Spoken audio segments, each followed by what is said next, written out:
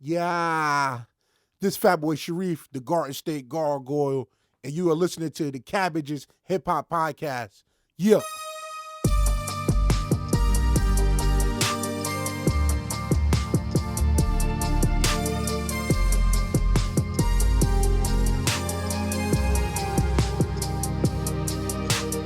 There were times that we were copacetic. I thought that we were doing a cool thing. And then all of a sudden you're all mad about Spanglish and it's somehow my fault. Like I'm James L. Brooks. Look, no one's accusing you of being James L. Brooks. I feel like you're accused with your tone. No, look, you were resistant the whole time to what we were doing. You can't just blame it all on a terrible I was movie named resistant to Spanglish. people liking the film Hubie Halloween. I was not resistant to the idea of having a podcast with my buddy Gary. But we agreed to do a podcast about Hubie Halloween. You decided midway through, not even, that you didn't want to do it, and you spent the whole time stonewalling me, which is why I gave up. Okay, guys. Can let's just there's no point in rehashing what's already happened. You know, you've had those episodes, it's done. Let's look to the future, all right? Let's try to move forward from this experience. Padre's right. We got to do this thing correct. What the fuck is a padre? Padre, podcast dispute resolution expert. Padre. Jesus Christ. I see Okay, anything I all do right. is terrible, apparently. No, I can appreciate it. Thank you. Thank you for bringing some creativity to this, Jeff. I think this No is problem. an important part of the experience for us. So, Gary, I think maybe you could try to be a little more open-minded to the ideas that Jeff is bringing to the table. What ideas? Can you try that? What ideas does he have? This whole podcast was my idea. What possible ideas could he have that'd be worth talking about? I don't know. Are you listening to yourself, Gary? My podcast, my idea. I did all the work. I contacted all the guests. You barely even watched the movie. I feel like I'm being killed here for doing basically nothing, but that can't be my fault. My doing nothing, right? I do all the things. I edit this thing. I book this thing. It's like, I don't understand why we're even having this discussion. I don't understand why we have this, dispute resolution process. There shouldn't even be a process. It should just be done. You know, it's hard. It's hard to take a step back and recognize that, even though we Yeah, may Gary, be it's doing hard. a lot of work, podcasts take a lot of effort, and I think nobody is trying to dispute that Gary's been working very hard, right, Jeff? I don't dispute it. That's not Right. under dispute. But I So, also work hard. I practice my course. jokes all day in front of the mirror. Really? It doesn't show. Yeah, I just want to take a step back here. Let's talk about the process, and let's admit that we're doing some hard work here, and see what we can do to take a step forward. We've spent a lot of time now. I'm looking at my clock here. Your hour's almost up. We spent a lot of time rehashing the past, playing the blame game, pointing fingers, and this isn't A-level material. All right, this is not how we step forward with a podcast empire. Wow. If this is your passion, if this is what you're feeling, I think you need to take a hard look at what you're doing and where you're going and try to work on that together. It would help if Gary agreed about anything ever. I'm still reeling at the fact that we're not A-list material. That's a real blow to the ego. I was actually going to just ignore that because I didn't believe it. Mm. It's a healthy part of the process to accept where you are and where you can go. This isn't the McElroy family here. You guys. I think this guy's a limit. When Mr. Quits Podcasts in a huff over here decides that it's all over because I may or may not have forced him to go see Holmes and Watson once. There you go. See, that's optimism, Jeff. I like that. That's Yeah. It's a great way to approach this. Gary, is there anything that you feel optimistic about? I feel optimistic that this hour is almost up and then I won't have to talk to Jeff anymore. Oh, come on. See, this is what I was dealing with. I'm getting killed here because I didn't like the movie Hubie Halloween, but that guy doesn't like me. That's a totally different subject. All right, guys, we got to wrap this up. I got the Pod Save America guys waiting. Okay. Hubie Halloween is a perfectly good movie. It was a good subject for a podcast, and you don't want to do that show anymore. So where are we at? You canceled the show before I There canceled are other the show. shows. There are other movies. There's whole movie franchises we could talk about, like Tremors. Oh, for fuck's perhaps. sake! If you're gonna bring up Tremors again, nobody All right, cares. all right. No Okay, no all right. Tremors. I got it. Jeez. Let's just play a thought experiment here. In the time that we have left, I think Jeff got onto a really interesting thread here. Let's take a step back from the Sandler stuff. Obviously, that was not a great idea. I think we can all. It sounds like you guys can agree on that. That was not a great place for you guys to be. So let's move forward. Let's think about, is there something that could open some new horizons for you? Is there a topic that you could move forward with together? We did episodes about Nicolas Cage movies. We did one about Will Ferrell before it went where it went. I think there's room to talk about something else. I'm at a loss for what that would be, but I suppose we could talk about a different film or actor or film franchise. I like the franchise idea. That was mine to begin with, by the way. No, Tremors was your idea. Franchise That's is not your good idea. movie. The first one's really good. Nobody cares. It's Michael Gross for 7 films. Nobody's seen them. All right. This is why people don't think we're A-list, by the way, is because you just don't do anything but denigrate your boy. Okay, so what's a good movie? What's a good movie? Not Tremors. What's a good film franchise? What's a thing that we could talk about with rappers? What other movies have like six movies in them? I'm not doing a Jason or Freddy thing. Well, no. I mean, that's just been done. What's a horror movie with like a non-Michael Myers-y Jason character? Well, I mean, I like the Leprechaun movies. Leprechaun? Yeah, I like those. Those are all right. Does he use like dirty limericks and stuff? Oh, does he ever? Really?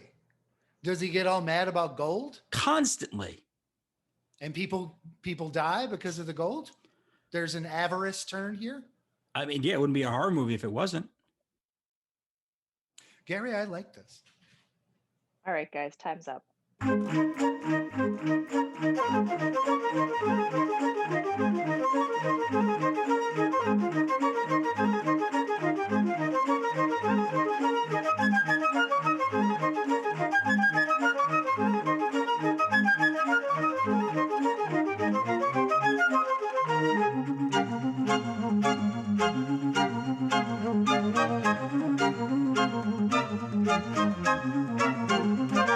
Hello and welcome to Shamrocks, a Leprechaun movie podcast, the only unofficial weekly hip-hop podcast about the Leprechaun cinematic universe. I'm your host, Gary Suarez. I'm a freelance music journalist and critic, and I write a twice-weekly hip-hop newsletter called Cabbages, which you can read for free at cabbages.substack.com. Joining me as always is my co-host, music industry insider, Jeffery Laughlin. Hello, Jeffrey. How are you today? I'm good, man. I'm good. Shamrocks. I'm pumped out about Shamrocks. He's excited. So today we'll be talking about Leprechaun 1, a movie the New York Times once hailed as, quote, neither scary nor funny, and that the Austin Chronicle called a complete and utter waste of perfectly good Kodak film stock. Critics, am I right? Huh. I'm so excited to introduce our guest for the show, rapper Fatboi Sharif. The self-described Garden State Gargoyle hails from New Jersey, obviously. His latest album is called Gandhi Loves Children, available on Bandcamp and wherever music is streamed or sold. Please welcome Fatboi Sharif to the show. Hello, sir. How are you? Yo. Cabbages Podcast. What's good with y'all? Gary and Jeff, thank y'all for having me so much. Shamrocks. You know, when I first heard Gandhi Loves Children, what struck me about it was the horror themes that played out lyrically throughout, both in terms of the fictional space as well as the real life horrors that are described on the record. I'm sort of wondering, how has horror as a genre impacted you artistically over the years? I would say definitely in a huge way, because definitely I would say coming up, I came up I got into writing through poetry. And even back then, a lot of my poetry was kind of dark based and Edgar Allan Poe-ish, kind of just with stuff I was going through in life on like the personal end. And the horror film phenomenon kind of like was what connected me and a lot of my family members together. Like me and my mother, when I was 6 or 7 years old, me and her wasn't the closest, but we literally would watch Candyman every week together. And same thing with my father. We wasn't the closest, but we'll watch Tales from the Crypt every week. And when I got more into my writing, I always said to myself, like, I want to basically give a horror, a dark aspect to my writing, but not over the top. Like, kind of like I call brilliant horror. Stuff like Dario Argento or certain stuff like The Shining, where it's like, it's not super crazy gore based, but just the overall tone can make you feel uncomfortable. But underneath the tone is layered with a bunch of different meanings that's universal. And I feel like that applies to your record as well, because, there's just, the lyrics are multifaceted and the approach is extremely well executed. What you and Rupert Williams did, I think everyone should check out. I'm wondering what your familiarity with the Leprechaun movies were prior to our discussion today. Yeah, I was going to say, I'm a huge B horror movie fan.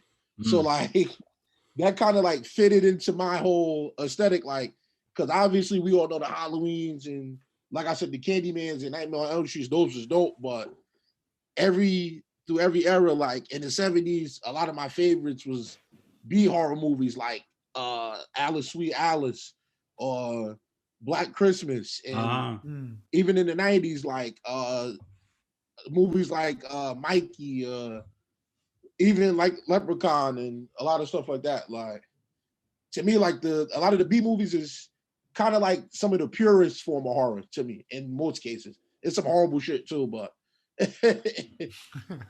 yeah, and this is sort of where I think where Jeff's expertise on the show comes into play, because I'm not historically a huge horror movie fan. I'm a comedy guy. I like funny movies. And Jeff is somebody who likes B movies, and he just likes and plain crap. He just likes some straight up garbage as well. For me, a buddy of mine put it best when he said, if a movie gets a C or a C minus, that's going to be an A+ for your boy. If they're like, this was kind of a waste of time, I'm like, sick. That's what I'm in it for. I'm going to see that. Hell yeah. To me, a lot of times with that, you can't take a lot of those movies too serious. You got to take it more on just like the overall aspect of just like, all right, I'm coming to get entertained for an hour and a half. Right. I'm gonna talk about it when I leave with my girlfriend or whoever I go to see it with. And even if I never see it again, I'm gonna always remember it in my brain. And when I see it again, I'm gonna be like, oh shit, that should still give me that scary, spooky vibe. I remember terrible movies and the terrible choices made within them a whole lot more than I remember like beautiful shots by auteurs. These incredible, like, the French Connection and this the scene where he's driving through the streets. It's incredible. I'll never forget it. But the time where they introduced 6 new robots in Transformers 5 and then immediately wiped them out 4 minutes later, you never heard from again. God awful really film, but I remember it. Really, like, it spoke to me that they were like, let's sell some fucking toys. Hell yeah. I love it. It's interesting that you say that, because this is sort of one of those films where the critics absolutely hated it, but it did incredibly well. It was like $900,000 budget, shot in 3 weeks, in the same place they shot Little House on the Prairie, funny enough. And then it did like 10 times that at the box office. It was a huge success based on the budget. And it was obviously a change of pace for Warwick Davis as well. But I think the one thing that most encapsulates what my feeling about this film is something Jennifer Aniston's character, Tori, says at the 1 hour, 11 minute mark. She says, I don't know what the fuck's going on. And I think that's sort of how I feel watching this movie. That's one of my favorite things to feel in a movie is like, what? Why is this happening? Why is this happening to me? No, you're absolutely right. Because like you was asking me before, I remember seeing it twice back in the day, like as a kid. And I watched it again last week to refresh myself, and I might have seen it last year another time, and I'm like, damn. It's funny because it's kind of literally a mixture of like the MTV slapstick, like horror generation, mixed with just straight comedy, mixed with suspense. Like I can see how it definitely can cover both spectrums, from people hating it to people absolutely loving it. Can I ask a question? Please. Is the Leprechaun the protagonist in this film? Do we like the Leprechaun a little bit? He was funny as shit to me. Yeah. So I loved him. I hated that damn fat. I hated the fat dude. I was fucking praying for him when he got it.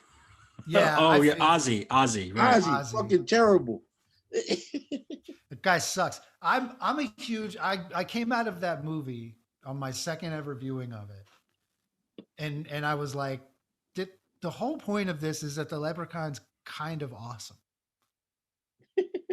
Like I know that he's like trying to kill these innocent people or whatever, but they had his gold, and they knew they had it for a long time. That little kid knew he had the gold. Yeah, no, you're right. And they are just as greedy and evil as any leprechaun. So the little kid, Alex, and his relationship with Ozzy is a baffling one, to be sure, from the start. But here's the thing that you may not know about this movie that helped me rethink this and understand it in a whole new context. Because again, originally watching it years ago was confusing. Rewatching it recently, equally confusing, until I discovered, having from two things. One, reading Warwick Davis's memoirs, and watching some YouTube clips of his appearances at various film festivals, comic book Comic Cons and things like that. It was never meant to be an R-rated movie. The original concept was for it to be a scary kids film. Oh, wow. The original 3-week shoot was basically to do something that would be, PG or PG-13. And then the studio got it and said, no, it'll do better as an R-rated movie. So they went back and did 2 weeks of reshoots and added in all the gore. So the scene with the cop being tortured and tormented in the woods, the scene where Jennifer Aniston's Tori shoves a cop's nightstick into the leprechaun's eye. It kind of like definitely at some points one of my favorite things to ask during a bad movie is this for kids? Did we like make this movie for kids and it just ended up being a really stupid movie about adults? And I got the same feeling from Leprechaun, and that was pretty prevalent to me. That's wild. No, you absolutely right. And it's crazy because I got a question for you two, Jeff and Gary. Yeah. With me watching it again, I might be thinking too deep into it, but no such thing. To me, all right, see, okay. So I know no such thing. You're in the right. I know I'm not crazy. That's what we're here for. So literally me watching it, going back to what we were saying, like it's kind of like a split movie where it has cult status, but it also get looked at as like a laughable joke. To me watching it again, I kind of literally think scene by scene, they kind of maybe scripted it after the original Child's Play movies. Because even like in certain killing scenes where it's like, for example, like when he's riding the pogo stick and kills the dude, it's kind of similar to Child's Play 2 to me. Like when the teacher was in the closet and Chucky jumped out and stabbed him with the basketball pump. And even just like certain scenes where it's kind of like the first time you really see the leprechaun is when he killed the lady and she fall through the damn window or whatever. That was kind of like the first thing in Child's Play when Maggie, the babysitter, got killed in the house when she was babysitting them. And just even like the little humor from the leprechaun and just people not really believing that it's a real thing. Like I was watching it, I'm like, damn, they kind of bit a lot of Child's Play. I think that's kind of a trope in horror movies anyway, though, right? It's a like the first murder isn't really all that like purposeful. Yeah, it just sort of happens because of the situation, and then it's carte blanche. It's like, well, now I can kill anyone. I've already killed one person. It's on now. Yeah, no, for sure. I don't know if that's true of Leprechaun, but I'm with you 100% that I could definitely hear an movie executive coming into the reshoot idea and being like, why don't we just make Child's Play? Here's the thing. The first Child's Play movie is 1988. The second one is 1990. The third is 91. Leprechaun came out in 1993. So clearly there was precedent. Even before Child's Play itself was also kind of a ripoff of a genre, the kind of horror film about killer dolls. You had the Puppet Master films, and then you also had this movie Dolls from 1987. And one of the people who did special effects on Dolls, his name is Gabe Bartalos. He also worked on the Leprechaun makeup, not just for this movie, but for all 6 of the Warwick Davis Leprechaun movies. So there is some continuity with the people who worked behind the scenes on it. I think there is a lot of the previous films informing Leprechaun 1. Yeah, no, for sure. I definitely was thinking that when I was watching it, because I'm like, yeah, I was like, a lot of this is dope, but it's kind of like, I was like, I could definitely see the Child's Play early 80s like B-movie horror influence in a huge way. And that kind of started from one and went through the whole series. It's definitely there. The other thing that and I brought up Bartalos because something that I found striking in this film was how well done the Leprechaun's look was. The makeup, the costuming, the whole thing. Like, he looks incredibly gross and, you know, and frightening. And it turns out that the guy who did his makeup, you know, worked on things like Matthew Barney's Cremaster Cycle, that, you know, fantastic art, piece of art. He worked on his own insane indie film, St. Bernard, which I've seen, which Warwick Davis is in. And then he's also done things more recently, like Tim and Eric's $1 billion movies. So they had the right person on that front. Whether the script and the performances don't necessarily live up to the acting is a different conversation. But it seems like they put a lot of effort into making Warwick Davis look like absolutely creepy. No, you're absolutely right. I think they definitely was going for like, this is going to be this era's Halloween, Nightmare on Elm Street. But I just think, as much as, like I said, some people loved it, some people hated it. I think, like you said, when they cut short certain things with maybe making it more slapstickish or even digging into the overall story, which you kind of got, like, some people get, like you said, some people is like, what the hell is going on? You can get lost in the story if you're not really paying attention. But to me, that's also the genius of it in different ways too. And then there's the comedy, which, again, once you understand that this was originally meant to be a film for kids, then suddenly the comedy makes sense. You know, there's the sound effects. I think about when Nathan punches the leprechaun through the broken windshield. It has that classic cartoon punch, like the Batman TV series punch in it. You know, the Adam West stuff. It's like the soapbox derby racer knocking over the pickup truck. You know, also the fact that, like, the leprechaun is having a blast pretty much the whole time, unless the leprechaun is getting shot or beaten. He's like laughing. He's really having a good time with everybody being so scared of him. And it's like, that's a cartoon character way of doing things. You know what I mean? Davis himself referred to it quite poignantly as essentially a Scooby-Doo, where there's 4 kids looking for a 4-leaf clover while being chased by a monster. Mm-hmm. Pretty much. Yeah, that does make sense. Okay, so like the kiddishness of it sort of dies with the gore, then, is what we're learning, right? Right, which came after the fact. And the gore wasn't all that particularly gory. There were some bloody people, but it wasn't like we were watching a knife go into somebody. Or the gore is mostly on Leprechaun, where, like, when his eye gets poked out. Right. You know what I mean? Mm-hmm. And I don't know. I wonder about, like, when they decided to go back and reshoot this thing, and they were like, we got to make it into a scary movie. The answer they came back with was green blood. That'll do it. Is that what we're to know? Is that real? No, and it's funny you said that. Like, we all can admit that the Leprechaun character was great for the makeup. Even, like, it had some dope ass movie kills.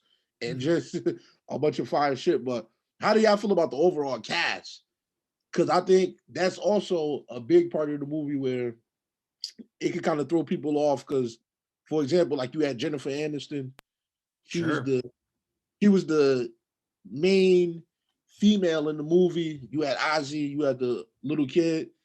But to me, it was kind of like a movie where you didn't really know who to root for, where it was kind of like the Jennifer Aniston character was cool, but you didn't get enough of her story to make you really feel like how you felt about She was like a spoiled rich kid the whole time, and then all of a sudden we're supposed to like her more than the Leprechaun? No. yeah, no, that's what I'm saying. No. Like to me, she didn't really grab people like how the classic scream queens, as they say, do, like Amy Lee Curtis and Virginia Madison and the chick from Nightmare on Elm Street. Like, you didn't really care about her character. So like, I think the kid definitely was the person out of the whole movie that you was like, all right, he's the only one I might not care if he actually gets killed in this shit, even though he annoying as hell too. I felt like Aniston was there to get out of being in that movie. You know what I mean? Like, she was there to really act her ass off and get other roles, and everybody else was like in a horror movie, and she was in a wild drama. She was like acting really hard, and everybody else was just like, "Oh no, the Leprechaun's back!" It was funny. Yeah, I mean, I think they make her unlikable in a one-dimensional way. You know, the whole scene at the diner where she won't eat anything there because all she wants is a watercress salad and an Evian water, which, what a dated reference, first of all. It does sound delightful, though. Fuck that. Give her some motherfucking Chinese food, man. Make that woman eat, god damn it. Yo, if she's from the city, if she's seriously from the city, you know that she would prefer the Chinese food. Hell yeah. Because they got all the vegetables, man. You good. Diner's not going to get you vegetables. Like, they're the one you're waiting to see die. And this film has a devastatingly low kill count. Which not is just, to mention the fact that everyone who dies is like outside the circle. So you don't feel sad or like, oh, the old guy we barely knew is dead. That sucks. Yeah, no. and that's what I was saying. Like, to me, like, it wasn't a lot really of the most connection you really got was really just the Leprechaun. Because you just like, okay, ugly ass dude. He looking for a shit that it's like real life shit. Dude looking for some shit they stole. He's searching for the people who got the shit they stole. The people are assholes who stole it. They're gonna get killed in the movie. He was imprisoned for like, I don't know, how long was it between 10 years? 10 years. He was imprisoned for 10 years in a box. You know what I mean? I would be pretty pissed off too. I'd be furious. I would be hungry. coming out with my shit. Hell yeah, especially dealing with that shit. Especially dealing with annoying ass Ozzy. Yeah, exactly. Yeah. No, I cheered for and I'm fully behind the Leprechaun in this movie. Yeah. Well, I mean, look, they didn't make Ozzy sequels. They made Leprechaun sequels. I think that's the key. You know, you wanted to see look, we knew Alex wasn't going to die because they don't kill kids in a movie like this, even if without knowing that this was originally supposed to be a movie for children. Like, Alex was never going to die when he goes to like check the distributor cap for some ridiculous reason, and the Leprechaun jumps out of the the front of the pickup truck. Like, you knew he wasn't ever in danger. But I got to tell you, it was so gratifying to see Ozzy get his ear bit off, because I just wanted to see somebody in that party get hurt in a real way. Like, I guess the bear trap on Nathan is okay, but like the bear trap, that shit was beautiful. Like the bear traps, that shit was beautiful. But then they all proceed to like comically like punch at him like a bunch of feckless Batman villains. You know, again, going back to that Adam West stuff. The best part of him getting caught up in the bear trap was the Leprechaun leaping around him, going ah, just like clapping and laughing at this guy in a bear trap as he was struggling to get away. He was just saying what we were all thinking. Yes. This judgmental country boy got what he deserved. But look, there's four deaths in this film, and I think of them there's two that are particularly gratifying and two that are less so. Shopkeeper, one of the less gratifying ones. I don't think he really did anything wrong. No. So that was mean. The Leprechaun was just mean there. That just, I mean, look, unless that's meant to be a statement on anti-capitalism, which I'd welcome, I think we're probably safe to say that was just, collateral damage that made you feel a little bad. And again, pogoing on somebody's lung to kill them is that shit. One of my favorite movie kills ever. It's an exquisite kill. That shit was hilarious. But then, Mrs. O'Grady, you kind of feel like, oh, she didn't really deserve anything. She didn't do anything wrong. Why did Mrs. O'Grady have to go? But again, you learn that's the morality of the Leprechaun. But Leprechaun didn't specifically kill her. Well, he was backing her into a corner, yes, but she fell of her own accord. I'll take that to my grave. Well, you might have to, because I think in a court of law, the Leprechaun would at least have a manslaughter charge on his. I'm ready to lawyer up about that. I think you're wrong. Well, you and Rudy Giuliani. We have video evidence. But let's talk about the two kills that I think are very deserving. One is old Mr. O'Grady, because, he stole the damn Leprechaun's gold. And two, the cop, because fuck cops. Yes, sir. So, wait. So what now? Jennifer Aniston. I'm very bad at remembering characters' names in movies. My apologies. She was Tori. Oh no, Tori Reed. That was her name. So Tori's dad is he dead? No, he's just in the hospital. He's just in the hospital. He got bit on the hand. But he never appears again. That must have been some bite. Well, he was just like, well, something bit me. I guess it doesn't really matter what it is. I'll just send my hot teenage daughter back out to the house. Well, I mean, but wasn't this all really taking place over a day? So conceivably he's overnight for observation. They just didn't write an ending where he shows up again. Yeah, it's the Ulysses thing. You just get one day, everything that happened that day. Yeah. But it's Mr. O'Grady was asking for it, in tempting fate. And the cop, that was the best comeuppance, just because it's just he's harassing this poor leprechaun who's just, trying to drive around and get his gold. Warwick Davis's best acting in the film is when he lights up, when he sees the cop's gun and picks it up and throws it away whimsically. He just lights up like a Christmas tree. He's so happy to get that gun out of there. Yeah. Awesome. Well, the cops in the UK don't carry guns. So, he felt more comfortable that way. Oh, yeah, that makes sense. I never thought of it that way. I love any horror movie where the cops is getting killed. So agreed. Whether he deserves it or not, fuck him. This particular movie has a movie trope in it that's one of my favorites, and that's you fight whatever the battle is of the movie for over an hour, right? And then right at the end, as soon as all of the aftermath is done, as soon as you have killed this leprechaun, 50 cop cars roll up. You can hear the sirens roll up as everything is already over. That's one of my favorite things in a movie. Oh, hell yeah. Yeah. Look, it's a classic.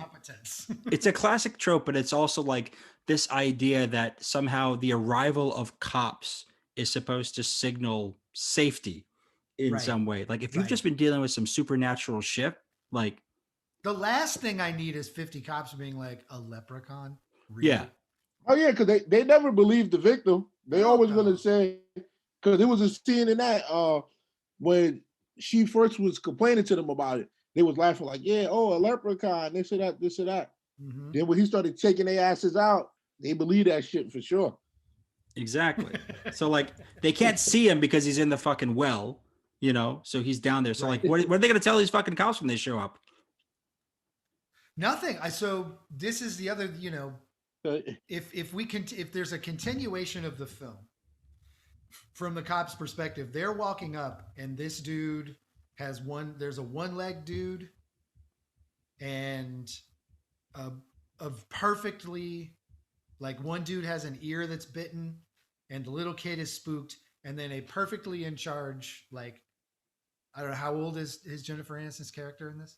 She's just gotta be 18, 19, right? She's supposed to be basically. Yeah, exactly. She's about to go to college. She's 17, 18 years old. Yeah. She's perfectly fine. 0 injuries. And everybody else is beat to shit. Yeah. She's getting blamed. They're gonna come after her hard. I think. It's entirely possible, but I mean, I think probably in any real scenario, the white lady gets away with it, and they'll probably just blame it on Nathan, even though he's got the worst of the wounds with the bear trap thing. He's losing that leg, right? That leg is not coming back. It's The not way coming he's walking around on that thing, It's done. no, it's done. Yeah, for sure. And he's gonna get jail for all this. Yeah. Let me ask y'all this: from the way that the Leprechaun shined and did his thing in the first one, do y'all think, and it could happen maybe a little later on, do y'all think they're ever going to try to bring back the series, or some like maybe Leprechaun versus Candyman, the Leprechaun versus Chucky? Let's start hashtagging it. I want to see that happen. Okay. This is very interesting, actually, because I read the Wikipedia on this to see if there was more coming. And there was a crossover in the works. Do you remember which one it was, Gary? It's Candyman versus Leprechaun. It was Candyman versus Leprechaun. Ew. And Warwick Davis, right? He was like, I won't do this. No, it's the other way around. Warwick Davis was on board and game to do this. And Okay. Tony Todd, who played the Candyman, refused That's what it was. on principle. So I He get said it. it wasn't cool. He didn't like it. He didn't like the way his character and the arc of his character, it didn't make sense for Candyman to fight a leprechaun. And look, and I think it was a good choice because like the new Candyman movie that's coming out this year, the Jordan Peele produced one. When the hell is that coming out? They got COVID moved. fucked all of that up. It was supposed to come out last year. It got moved to August of this year. So hopefully people can go back to movie theaters and see it. So it's going to be officially in theaters, not no Amazon and none of that other bullshit. No, it looks like it's going to be in theaters in August. They're trying to make it happen. Yes, Lord. And sidebar, that Leprechaun versus Candyman would have easily been the worst film ever. Oh yeah, Easily. it wouldn't have been close. It would not have been close. Easily. So yeah, look, I mean, I think a lot of people probably their first instinct was to do a Child's Play versus Leprechaun, do Chucky versus Leprechaun, but I think that both of those series had been so long in the tooth and so gone into strange ways. The Chucky series went a certain way that I think it would be hard to really bring it into the Leprechaun's world. Based on Leprechaun 1, and this brings up the issue of powers. Based on Leprechaun 1, Leprechaun wipes the floor with Chucky. Chucky's got like strength and he's like possessed by the devil or whatever, but the magic powers. He's not possessed by the devil. He's possessed by a serial killer who used voodoo. No. Hold on. You saying you think Leprechaun can bust Chucky ass? That's what you're saying, man? 100% because of the powers. Like if Chucky steals the gold, it's an even playing field. No, I'm telling you, Chucky's a different being, man. Chucky, he'll hit you with that voodoo shit. Then he going to put his voice on and sound like your aunt, and you going to be done up. Leprechaun's got those powers too. He's more layered than Leprechaun. I'll say that. Okay, I'm listening. Look, we're talking about satanic voodoo versus the luck of the Irish, and I don't think Leprechaun has what it takes to go up against Chucky. Gary, we come so far today. Thank you, Gary. Gary. Today, and then not only do you disparage my people, the Irish, you disparage Leprechaun, who we just discussed is an awesome human being. Well, one, he's not a human being; he's a leprechaun. So let's just set that aside. I think you're taking. Hold on. Too much Leprechaun slander. We can't be. we can't be. Gary, chill out. We can't be slandering one of the best horror villains ever. You feel me? Well, look. I mean, the reality is this: appreciate is that you. No. I think it's fair. Look, the reality is this: we've agreed to do a podcast about the Leprechaun movies and not the Child's Play movies. So I think we feel like Leprechaun is a character that we'd like to explore over multiple episodes. So I'm not ruling out him as being incapable of doing things, but I'd probably have a bit more confidence in Chucky in a fight. Even with the like green leprechaun stuff, he can shoot out when he has his gold. That can't fuck with the that can't fuck with when Chucky start doing that dim bila dim, all of that shit. It's gonna take him out. It's gonna take Leprechaun out. I disagree, but I understand your viewpoint. This is the kind of like coming together we need in this nation right now. This is the thing, because I know exactly how Leprechaun versus Chucky ends. It's 100% clear to me. Hit me. Chucky possesses the body of the leprechaun. That's how it ends. They become the same human. That's it. Again, not a human. A leprechaun is not a human. Jesus Christ, Jeff. Leprechauns are humans. They're not humans. Humanoids? Are they humanoids? They're magical fucking creatures. Yeah, so they're humans can be magical. Humans don't have immortality. They don't have the power to regenerate organs and arms and limbs that fall off. You don't know if I'm immortal or not. You don't know what I am. You can't teleport short distances. I've seen you walk. Well, okay. First of all, if I had teleport, I wouldn't tell you about it. You tell everybody. You have a podcast. You have no telekinesis powers. True. And does the leprechaun? And it's something that eats me up inside. But does the leprechaun have invisibility? Because there's that scene by the well where he appears when Jennifer Aniston gets his gold out of the well. I think, okay, this is something I thought about very deep. I think that's not invisibility. That's you. If he knows where the gold is, if he hears it, he can teleport to it. That's what I think is happening there. Now, is that something that most Irish people are able to do, or just out of curiosity? Yeah, I can do that. Okay.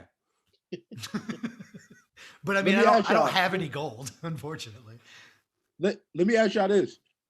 Once like you said, the bells and whistles of the police come and the first Leprechaun movie ends, when the first time y'all see it, were y'all invested in it to the point that y'all thought it would become a 6 to 7 movie franchise, or did y'all think it was just going to stop at part 1? I just go ahead and assume that any movie named after the being that the movie is about, you know what I mean? A horror movie about a thing like that, like Ghoulies, Leprechaun, any of those, there's going to be more than one. But 6, no, I didn't think they would get 6 out of this. And to be fair, there's 8 Leprechaun movies. Yeah, sadly. Okay, we're trying to avoid talking about the 7th and 8th because they don't involve. No, totally. But Warwick I'm just Davis. saying, like, there's 8 of them, which is crazy. I will say something that I found somewhat disturbing about the Leprechaun reboots, and again, I haven't seen them on principle. I learned that a character from the first Leprechaun movie that is not the Leprechaun reappears in the Leprechaun reboot. Oh, wow. And I'm not watching those movies. And it's Ozzy. Oh no. The worst fucking horror character Gary. ever. I was maybe gonna. I thought about watching those just to be like an expert, you know. But now I'm Fuck out. Ozzy. Let's hashtag that. Fuck Ozzy. You know, when you look back at this film with the eyes of people living in 2021, there are a lot of problematic aspects of this film, and one of them is this depiction of Ozzy as this developmentally disabled person. It just seems to me, if you were going to pick any character to come back in some capacity in a new Leprechaun film, you don't bring back the most problematic character from the original. An actor who is perfectly capable playing a developmentally disabled person with the mindset of a small child. That's always the way Hollywood does it with that, though, right? Like the 80s and early 90s had this thing where if you had somebody who was developmentally disabled, the thing that they would be bad at is just like communicating what's going on. That's it. There's just like, oh yeah, just make them sound dumb. That'll work. We don't actually have to make this person human. It's fucking awful. They brought him back for the reboots. They brought him back as that character. They brought the actor back as a character named Ozzy for the reboots. Again, I haven't seen it. I don't know exactly how it plays out, but I can't imagine. I can't be optimistic about how that's supposed to go. To me, it would have made more sense for them to bring back Tori. That would have been that would have made more sense for them to keep the franchise going in my eyes. But I mean, look, there's definitely the idea. Like, obviously, look what they did in the Halloween movies by bringing back Jamie Lee Curtis for. They brought her back in some of the I think Halloween H2O, and some of but then they brought her back for the more recent, David Gordon Green version, and that was a tremendous thing. Jennifer Aniston acts like she never did this movie. She likes to pretend that this isn't a film she ever did. Like Leprechaun who? Fuck that. Exactly. And it's like, how are you gonna disrespect Warwick Davis like that? Like, the man has given us so many iconic roles over the years, including the Leprechaun, that you're gonna be like, oh, I was never in this movie. You were in this movie. You did this film. I think. Do you think that this film changed her into that person? Like maybe she just went too method on this role and became an asshole.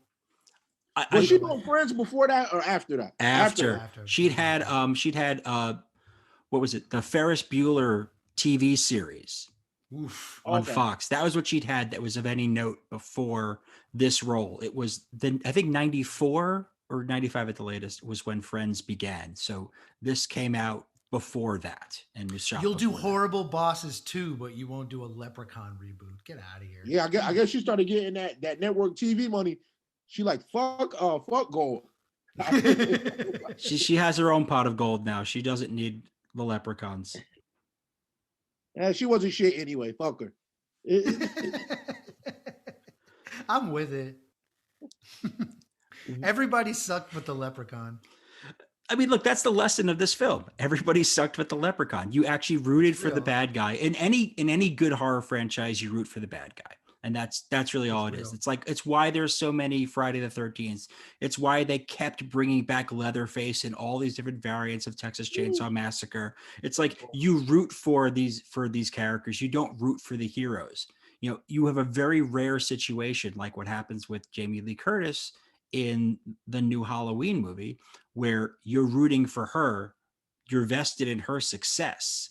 You know, you don't get that in most Halloween movies. You know, when they would bring back characters in like the Nightmare on Elm Street movies, you know, they would bring back characters in various capacities. You weren't necessarily meant to root for them, even though they were going to triumph, because you were there to see what crazy shit Freddy Krueger was going to do. Even as it got, even as these movies got funnier and campier, you still were like, I'm still on Freddy's side. And I think that's, and like Halloween 3, it turns into Michael Myers being a crazy killer. But that really wasn't what it was about. Well, not Halloween 3. That's Halloween 4. Halloween 3 Halloween 3 is the one with the masks. Oh yeah. God, what an awful movie. You know, just a little research before we get on a podcast. That's all.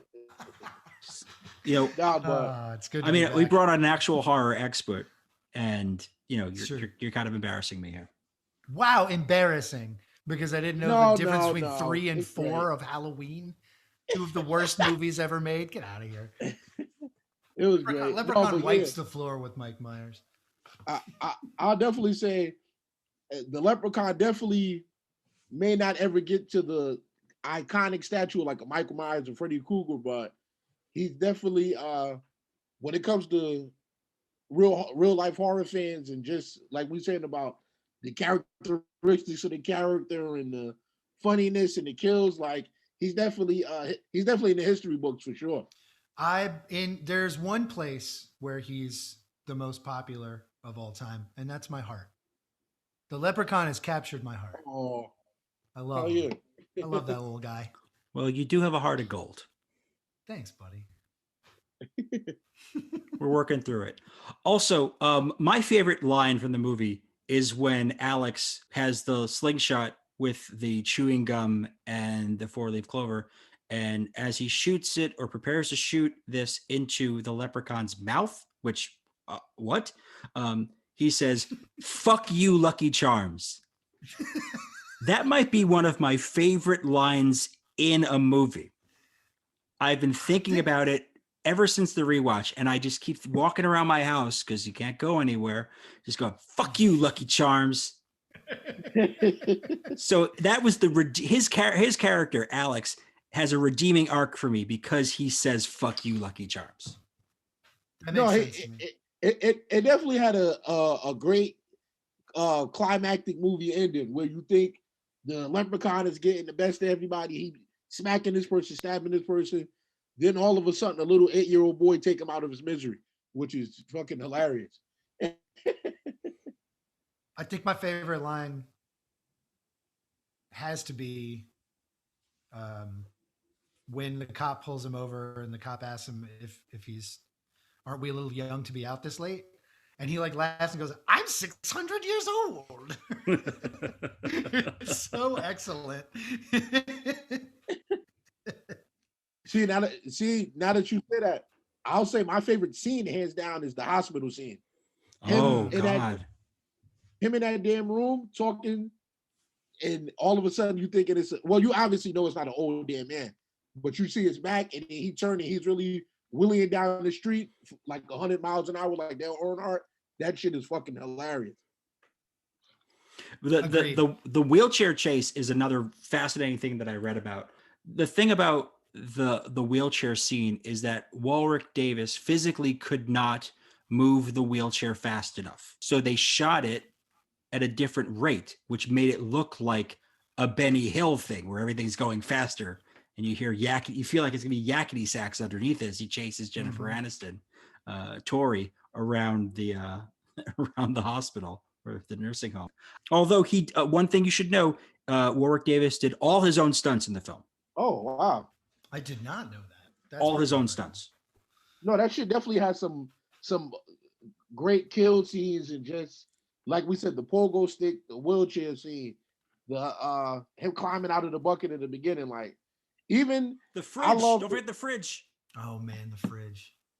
Oh yeah. The fridge was dope. I was gonna say my other favorite scene is literally, and from a kid I always remembered the visual of it from the trailer, but literally when he's chasing Ozzy and them through the house, the just the visual of that looked dope as hell because it's like literally him running 2,000 miles an hour, and then all of a sudden he's running like 6 miles an hour. Like he's still at the doorstep when they first get there. Like. So, okay, can we talk a little bit about his powers for a second? Because like he can sort of appear anywhere, and his solution to Jennifer Aniston driving off in a car was to appear on the bumper of the car, roller skating behind it. Like not like appear on the car and try to scare her off the road and then kill her like anybody else. He appeared on the back of like holding on to the bumper of the car on roller skates, and it immediately failed. Do you mean when he went roller skating into the white picket fence? Yeah. Why would that be the solution to your problem of her driving away? Well, what this boils down to, I think, is the issue of this having been a film for kids originally, because there's a lot of stuff that involves being on wheels. There's the skateboarding that happens inside. Yeah, that was another good ass scene. That was great. We talked about the wheelchair. There's the go-kart. There's the boxcar racer with the the pitchfork at the end of it. Like the Leprechaun loves his wheels. He really likes to be on wheels. And that's, thank you for that, Leprechaun. Yeah, he got the point A to point B as quick as he can do it. You feel me? Look, we still have no idea how the fuck he got to America. Can anybody explain that? No, I can't. He drifted over. Like you said, he smelled the gold and he just appeared over here one day and that was it. Real. The word is born. Yo, also, okay, so like one of my favorite things that happens in this film, since we're just going through favorite scenes, is them trying to escape to the truck or the car or whatever. And then he runs up and he's like, I'm the Leprechaun. They're like, here's some shoes. And they just throw shoes across the lawn. And he can't help himself but to shine every single one of them. It's like killing him inside that the shoes might get dirty. But his shoes, the entire movie, are filthy. They're disgusting.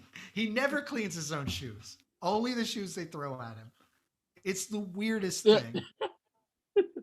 No, and it's funny as hell because, like, To me, his personality literally reminds me of like that friend that you chill with that gets drunk as hell and just ruins the night for everybody and start throwing the table and acting all crazy. But then he'll just say a joke at the end of the night that make you forget all of that shit. Like, yo, I'll see you tomorrow, bro. Yeah, he like reads a dirty limerick, and you're like, oh yeah, you know what? The Leprechaun's pretty sick. Let's not lie to ourselves. I would chill with him. God damn it. Okay. Best friend. Oh my God. Okay. Before we let you go, they did 5 sequels to this movie. He's been to Vegas. He's been to space. He's been to the hood twice. Where would you put him in Leprechaun 7? 2020 hit the White House. Oh, what an answer. What an answer. There's no Leprechaun better in the answer White than House. Leprechaun president. Leprechaun in the White House, and it literally starts January 30th of 2021. Oh, dude. And like the people that stole his gold, it's a different country and he's going to invade and destroy it. Hell yeah. I love this. And you can't really ever tell if it's him because he's wearing the mask the whole fucking... Or an evil president has stolen his gold. Which makes more sense right now. This is inspired. 2021 Leprechaun in the White House. Let's make it happen. I love this. He might already be there. Oh,